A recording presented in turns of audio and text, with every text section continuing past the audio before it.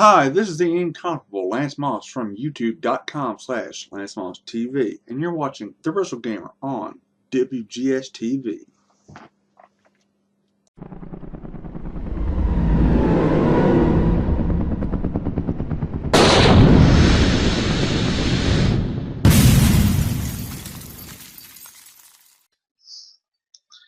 Welcome to another installment of WGS-TV right here on youtube.com/WrestleGamer and ZFXTV. I'm the Wrestle Gamer, Double B, Willie Boudreaux. This is going to be the Impact Wrestling Review for the week of November 12th, 2014. We open up the show with James Storm wanting the answer from Davey Richards as to whether or not he would join his revolution.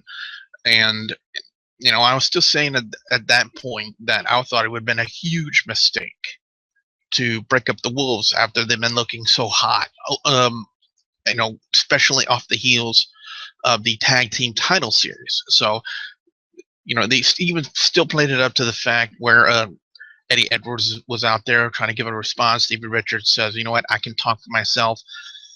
And he still said no, which, of course, met with a negative reaction from James Storm as they had him just basically beat down. And I really like the swerve they put in on this. And let me explain what I'm talking about.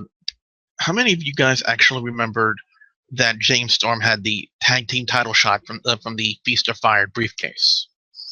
Tell you what, when they brought that out, I completely forgot that Storm had that. I mean, they just kept that like out of sight, out of mind, and I bet you a lot of people the light bulbs went. But the partner, I'm not too sure because I never thought they would put a bit this in the game. He kind of fits it in a sense if you think about it. But I never saw it coming. When a lot of people saw him coming out, they thought that he was he was there to help the Wolves, and turns out he's part of the Revolution now. And thanks to a Black Hole Slam, Abyss and James Storm are now the tag team champions. And a lot of people are saying on Facebook, what does that do to the Hardys? The Hardys won the tag team title tournament. They deserve a shot. So I'm getting the feeling we're going to see another three-way dance. I would not be surprised to see TNA go that route, to be all honest. But next up, Madison, Rayne, and Taryn Terrell. Again, the spots that the knockouts do, you would never see any of the WWE on the main roster do, because they can do some pretty amazing stuff. It was really a good match. I wonder how many people took notice that Earl Hebner was the referee in this match. And what if that meant, if you guys think back to when Madison Rayne had a crush on someone. Aha, you guys got it. But anyway, it came down to Taryn Terrell basically turning into the Randy Orton of the knockouts and hitting a cutter on Madison Rayne to pick up the victory. I'm pretty sure they'll come up with a suitable signature move name for her cutter.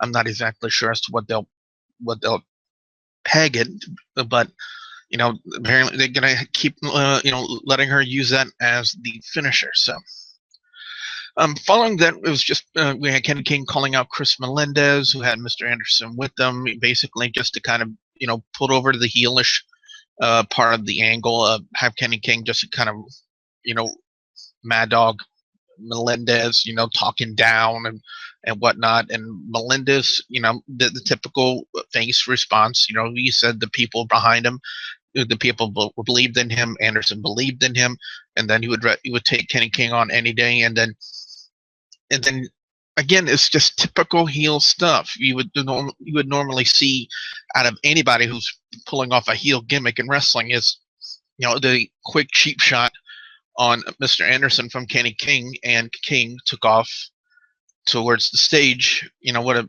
big smile on his face, like he accomplished something. Yep. So again, that's just basic heel stuff that you would see out of any heel as doing a gimmick like that.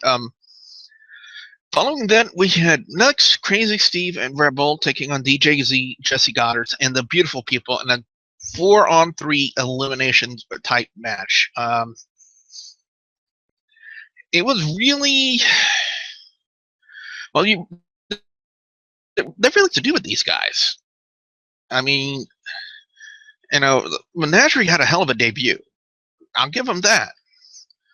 But what have they done since then? It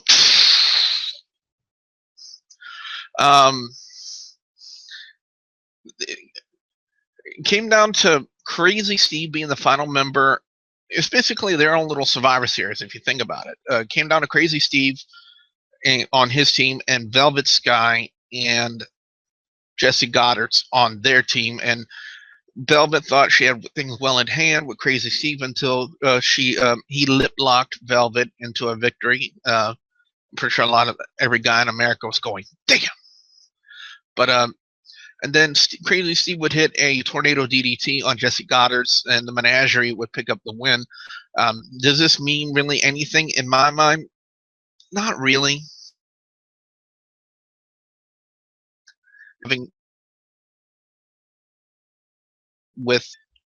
Has just been kind of sitting there and not really accomplishing anything in my mind, because we see them out there and it's kind of like a WWE Divas match. You just want to go take a piss break. I'm not saying the feud is bad, but it's just been kind of stagnant ever since they started doing it in my mind. So up next we had Tyrus and Eric Young. Eric Young, of course, had the back of I'm sorry, let me rephrase that. Rockstar Spud had Eric Young's back in this matchup. And one thing the incomparable Lance Moss told me on Facebook, especially with the camouflage outfit, that in the South, especially in his area, that outfit would probably sell like hotcakes. I gotta say the matchup was really decent. Eric Young hit the elbow drop on Tyrus, aka Brodus, to pick up the victory. Then up next, you would see Lashley come out of nowhere, spear Eric Young. Rockstar Spud would rush in to try to get some revenge, and Lashley would send him flying. He would start attacking everybody until Austin Aries came out with a steel chair and made the save, and then Aries would throw out the challenge for a matchup between these two, which they did have, and I'll talk about it when we get to it. Up next, Samoa Joe would come out to make an announcement that due to injury, that he had no choice but to relinquish the X Division title. Now, I'm not going to question the legitimacy of the injury or whatever is going on right now that would force Samoa Joe to relinquish the X Division Championship. But the one thing that I picked up on, I don't know if you guys picked up on it, but the one thing that I picked up on is the fact that he never specified what the injury was. He never specifically said, it's because of my elbow, or it's because of my knee, it's because of my ankle, because of a muscle or something. No, he never really specifies what the injury is. The only thing that he does state is that currently the state medical commission will not pass off on him, and they will not let him wrestle in his current state. Now, as to what the state of the injury is, I hope we get some more information on that as to where they're going with that. But they also, Kurt Angle they're already jumping the gun, and they already have a new X Division Championship match set up for next week. And if I'm thinking correctly, it's Low Key, DJZ, Manic, and there was one other guy. I don't have the information. I should have had the information present with me right now, but I'll have to get back to you guys on that one. I do apologize about that. I should have put that in my notes, but I did not. But those three are, I know definitely are in the the X Division match. Up next, we had a no disqualification match between Samuel Shaw and Gunner, which was really well done. I mean, they did some amazing spots when it comes to their matchup, including a superplex onto a pile of steel chairs and finish. I mean, even at one point there was a power bomb onto the steel steps, Gunner to Shaw, and then they finish off with an F5.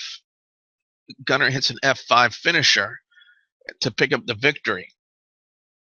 I gotta say, I'm impressed. I'm really impressed as to what these guys are doing. I can't say anything bad about it. And up next, we would have Lashley and Austin Aries. Very decent match. However, the finish, I kind of expected. I mean, you know, it came to a double count out, and Lashley would just go on a tear, even gorilla press Austin Aries onto the ramp, and then you put the crossface on Austin Aries and started screaming for Bobby Roode, and would not let go until the referees made him let go, and that's pretty much how the excuse me, how they ended the show on Impact this week. So. Very interested to see, you know, where they go next, because not only is he looking for Roode, he's also looking for MVP. So I'm really interested to see where they take this next week. So my overall score in Impact Wrestling this week, I gotta say it was a fairly decent show. I gotta go 3.25 out of 5. I really thought it was an okay show. A little bit better than Monday Night Raw this week. But not by much. Not by much, just a little. The best match of the night, I'm going to give it to Gunner and Samuel Shaw, just for the amazing spots they did in this match. You know, like the superplex onto the steel chairs, the power bomb onto the steel steps, and that finisher where Shaw ate a steel chair for lunch, courtesy of the F5 from Gunner. I got to say, well done. And I'm also going to, you know, throw out an honorable mention, as Will would say, to the swerve of using the Feast of Fire briefcase when it comes to James Storm, Abyss, and the Wolves. I gotta say, interesting twist, and I think they used it at the right time.